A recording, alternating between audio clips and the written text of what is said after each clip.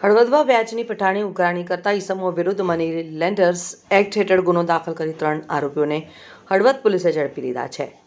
ફરિયાદી ભોગ બનનારે હળવદ પોલીસ સ્ટેશનમાં હાજર થઈ જણાવ્યું હતું કે ઊંચા વ્યાજે નાણાં આપીને પઠાણી ઉઘરાણી તથા ધમકીઓ આપવામાં આવી રહી હતી।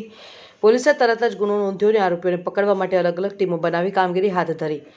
આરોપી પ્રભુ જહાભાઈ કરોત્રા, હરદીપ ઉર્ફે મુન્નાભાઈ સવાભાઈ લાવડિયા, જયદેવ મનહરદાન દેવકા ને પોલીસે ઝડપી પાડી કાયદેસરની કાર્યવાહી હાથ ધરી છે। જ્યારે એક શખ્સ ભરત રાણાભાઈ રબારી ફરાર છે અને તેની શોધ પોલીસ દ્વારા ચાલુ છે। જણાવી દઈએ કે આરોપી પ્રભુ કરોત્રા અને ભરત રાણાભાઈ રબારી સામે અગાઉ પણ હળવદ પોલીસ સ્ટેશનમાં ગુના નોંધાયેલા છે।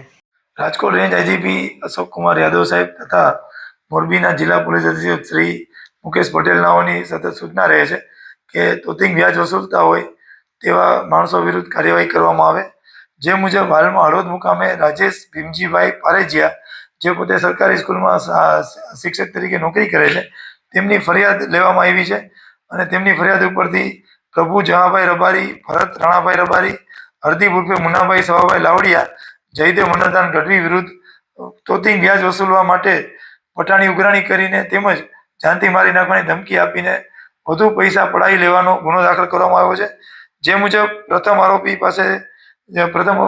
70,000ના બદલામાં 2,10,000 જેવું તોતિંગ વ્યાજ વસૂલ કરેલ છે। બીજા અને ત્રીજા આરોપીએ 1,75,000ની સામે 2,10,000 વ્યાજ વસૂલ કરે છે। સાથે એક મોટરસાઇકલ અને 2 એક્ટિવા પણ ફરિયાદી પાસેથી પડાવી લીધા છે અને બાકીના આરોપીએ 1 લાખ રૂપિયાની સામે 1,90,000 જેવું તોતિંગ રકમ વસૂલ કરી લીધી છે અને આ રકમ વસૂલ કરવા માટે ફરિયાદીને સતત ધમકીઓ આપતા હતા અને મારી નાખવાનો ભય બતાવીને આ રકમ વસૂલ કરેલી હોય તેઓ ચારે વિરુદ્ધ ગુનો દાખલ કરવામાં આવેલ છે। જેમાંથી પ્રથમ 3 આરોપી પકડાઈ ગયેલ છે અને આરોપી ભરત રાણાભાઈ રબારી હાલ પકડવાના બાકી છે। આરોપીઓ પૈકી પ્રભુ જહાભાઈ કડોત્રા અને ભરતભાઈ રાણાભાઈ રબારી આ અગાઉ પણ અલગ અલગ ગુનાઓમાં સંડોવાયેલ હોય ગુનાહિત ઇતિહાસ ધરાવે છે।